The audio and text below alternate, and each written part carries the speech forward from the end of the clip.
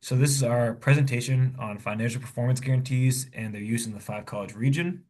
Um, so our thesis slash hypothesis was really about how going into this project, we wanted to determine how changing development patterns affected the use of financial performance guarantees and in our local five college area. So our original hypothesis was that the overall housing development would increase and there would be a matching increase in financial performance guarantees. You can kind of see our linear hypothesized relationship on the right. As more development happens, more guarantees are used. That was our original idea. And a little bit more about guarantees here. So there are contractual agreements between developers and municipalities. They're used on all subdivisions in Massachusetts, but they're also used on many important infrastructure projects all throughout the state. And if a project can affect the general public, a performance guarantee could be used to help protect them.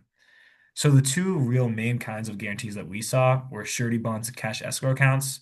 I tried to kind of illustrate how the money flows in these situations. So in a surety bond, um, the development occurs first, and then the bank enforces the bond if if there is an issue in the development, but the municipality only gets the money if there's an issue. And if there's no issue, but the developer doesn't have to put any money up front before the project starts. Whereas with the cash escrow, the municipality gets the money into a bank account from the developer initially, and it's held until the development's completed and everything's satisfied, and then it's returned to the developer. So surety bonds are a little bit more developer friendly than cash escrow, but those are the two main kinds. And then there's actually a couple more that we didn't really see in our research. So, as I said, surety bonds were really the most used, but cash escrows are used in Northampton, who we spoke with a lot on this project.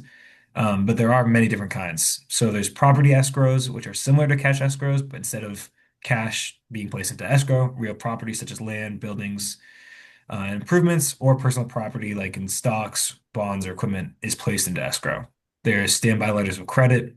A standby letter of credit is an agreement by a bank or other financial institution to pay a specified sum of money to a third party, such as maybe a local government, in the event that a developer defaults on their responsibilities to complete the required improvements to a standard and on schedule as specified in the terms of that letter.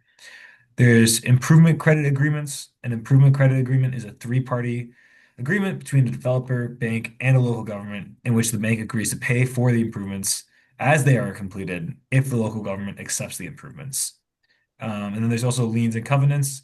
So liens or covenants can be placed by a local government on a property being developed to record an encumbrance on the property. The liens remain in effect until the necessary improvements have been made and approved. And if a developer defaults on the improvements, local governments can then initiate foreclosure proceedings. So this was our initial study region, kind of the greater five college area. As you see, it was a really broad overall area, and we'll get a little bit more into that as we continue.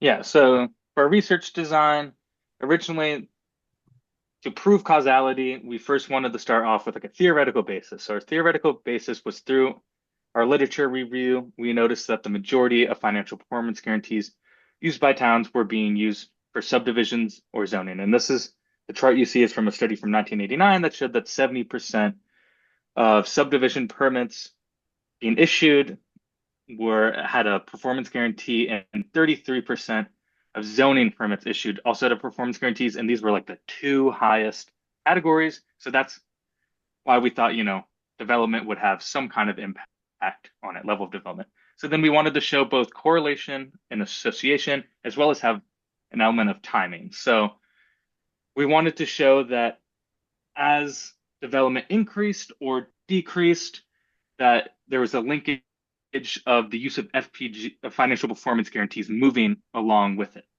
And then also to show timing, we wanted to show that changes in development patterns happened before the changes in use of financial performance guarantee. And to do this, we were going to graph financial performance guarantees in development patterns over time in our communities.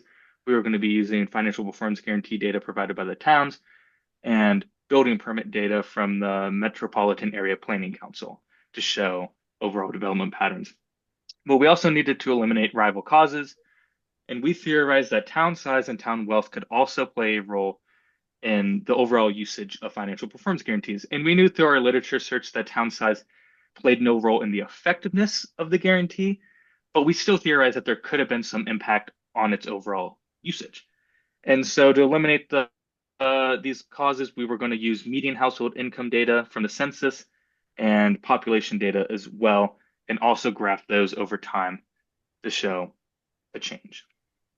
And then so our plan for analysis, we wanted to break our study region down into like three or four categories: development, wealth, and size.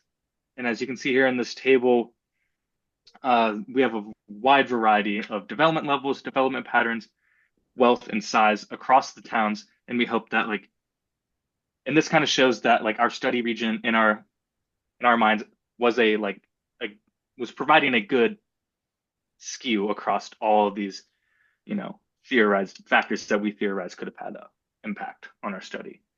So for the research process, we first started with community outreach. So unfortunately, as we progressed through our outreach, we had to shrink down our sample size. So we initially reached out to the communities in two batches, the first on October 17th and the second on the 21st of October. We prioritized Northampton, Amherst, and Hadley as these municipalities were closest to us at UMass, and we believed we had the best chance of getting a response from them. In the end, only three municipalities responded to us, Amherst, Northampton, and Belchertown. But as time went on and communities did not respond or send data, our study region shrank. So we originally heard back from three communities, with only Northampton agreeing to actually talk to us and share their data on their use of financial performance guarantees. So in the end, our project shrank from a study of seven municipalities to just one municipality. Yeah, so kind of adding on to that, on the quantitative side, as towns were and weren't responding, it became apparent that the only communities we really had a chance of talking to or getting data from were either Northampton, Amherst, or Belchertown. So we pivoted really a lot of our quantitative data collection to these three communities. Wealth, development, we just focused on those three communities specifically. So as you can see in these charts, they're really only looking at Amherst, Belchertown, and Northampton. And on the qualitative side, on October 24th, we were lucky enough to have an opportunity to meet on Zoom with a member of Northampton's planning staff, and we were able to discuss their experience using financial performance guarantees. So our conversation actually helped a lot to fill in the gaps in our quantitative analysis, and it provided us with a lot of important information about financial performance guarantees and the different influences on their use in the real world, and then the lessons that we can learn from successes and failures. After our meeting with Northampton, they actually did send us quantitative data as well on their use of financial performance guarantees. I think it was over the last 20 or so years, maybe I forget the exact number. Amherst was not able to talk to us and they did not send us any data. But through the email exchanges, we learned that they just don't really use financial performance guarantees. And then Belchertown responded, but it was a bit late for the scope of this project. So we weren't able to set up a meeting or get any meaningful data from them.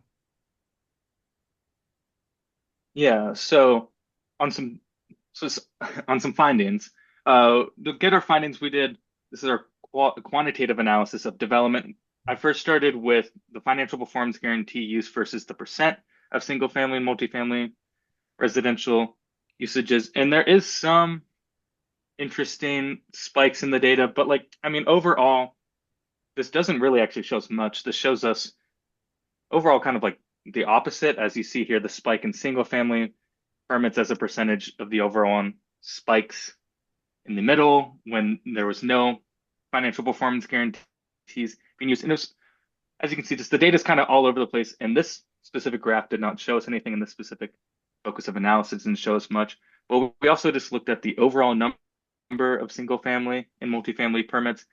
And looking at this did illuminate some interesting things. You can see the spike in single family units in the early 2000s when most of the usage of financial performance guarantees were concentrated, as well as a spike in, I guess, overall development, both single family and multifamily, right before 2019 and 2020 when financial performance guarantees were used again. This could be permit lag or anything else like that. I mean, overall, this still didn't show us much, but it did.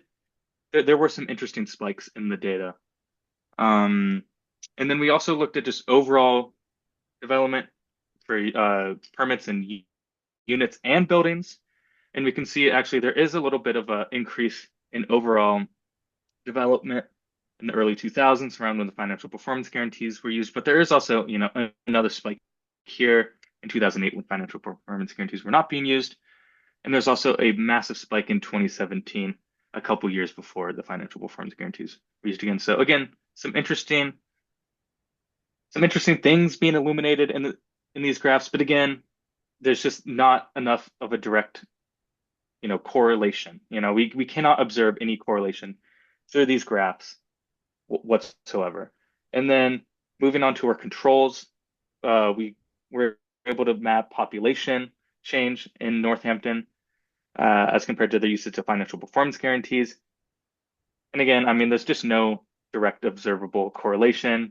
The population stays flat, and then, there's no big spikes in the populations followed by a big spike in financial performance guarantees and whatsoever. And then with our wealth, we used median household income data. However, due to in 2010, the census shifting over to the ACS from what they'd been doing prior, we cannot actually access any of the year by year data prior to 2010. And prior to 2010 is when most of our financial performance guarantee data was concentrated, actually almost all of it. So we couldn't even graph this. We couldn't even do any kind of comparative analysis on this. And it was basically just yeah, we could not do any wealth analysis to show if it had any effect on financial performance guarantee usage. But then for qualitative analysis, this is when these are where our big findings come out. So when we were able to talk to Northampton, I was able to ask the one of the city planning staff directly, what is the role of development patterns, changing development levels and patterns in the usage of financial performance guarantees. And they told us that in their experience, as development changes from subdivision development to mostly single lot development, that their usage of financial performance guarantees go down. So basically saying that they almost exclusively use financial performance guarantees for subdivisions instead of single lot development. They said that they don't usually tend to use it on single lot development because they believe that the market will regulate itself on that. In a subdivision, you can sell houses in a half complete subdivision. You can't sell a half complete house. So the market, in their opinion, takes care of that. And then, even though we weren't able to talk to Amherst, our email exchanges did illuminate some interesting findings and kind of did help to bolster our findings with Northampton. As you can see in this email, this is one of the Amherst city planning staff, town planning staff, basically saying outright that he thinks that a big part of the reason why financial performance guarantees aren't being used that much in Amherst, or they don't know a lot about it, or it's under the radar for most of them, is that they just don't do a lot of subdivisions. Basically saying that financial performance guarantees are mostly used in one specific kind of development type, subdivisions, and that if you're doing a lot of single lot development, it could be inferred that a community won't be using a lot of those. But for some other findings, So our email exchanges with the town of Amherst also shed an important light on how underutilized and not understood performance guarantees are by local governments. Throughout all of our exchanges with Amherst, it became pretty obvious that guarantees were not even on their radar and that their staff did not fully understand how the tool could help them in their everyday work. We found ourselves pretty surprised that a city as large as Amherst was disregarding the tool, despite how powerful it is. And we found ourselves questioning why this was and how municipalities could be better informed about the usefulness of financial performance guarantees.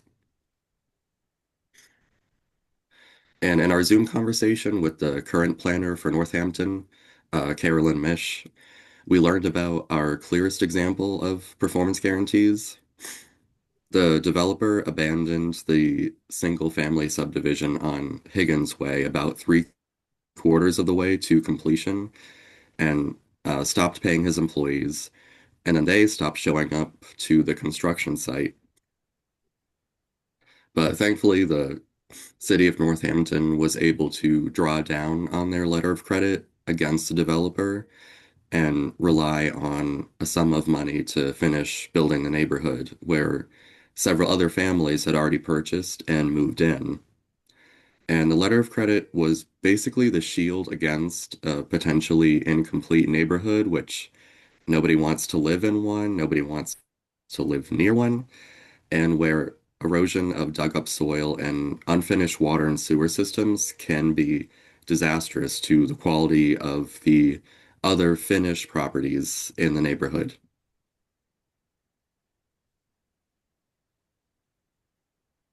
So, some other questions that we were left with. How can financial performance guarantees be utilized in the event of a disaster like the recent Olympia Place fire? Um, when can guarantees be used? When guarantees are used in the state of Massachusetts, the developer usually gets the final say in the method.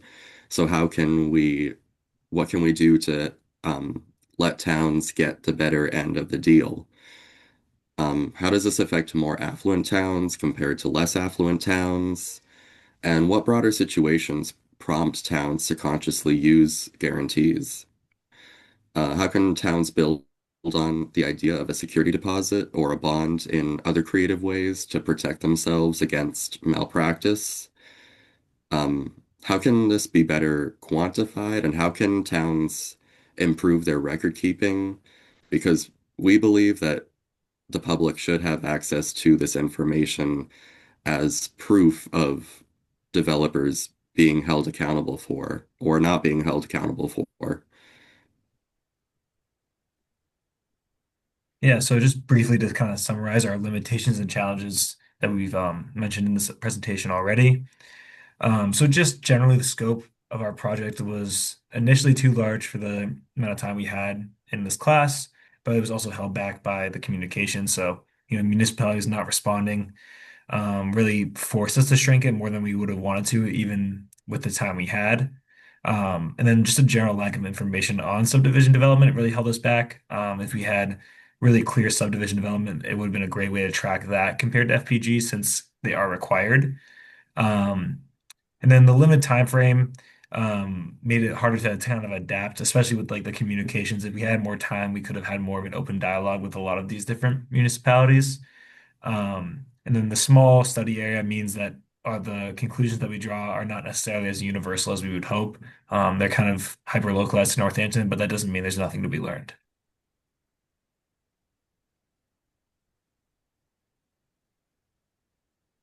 And there is, we found there is no evidence, quantitative or qualitative, that level or amount of development is solely linked to the usage of guarantees. There wasn't enough evidence to rule out either town wealth or size as a factor in the usage of guarantees, but there was also not enough evidence to prove either of these factors was linked to guarantees either. But there's some qualitative evidence we found that points to development patterns being linked to usage of guarantees. The evidence comes from a small sample size, only two towns, but it can't properly reflect larger trends. So overall, this was a more comprehensive study encompassing, or overall a more comprehensive study for a larger area with more robust data is needed to prove a solid link between changing patterns and changing usage of guarantees. Pause it.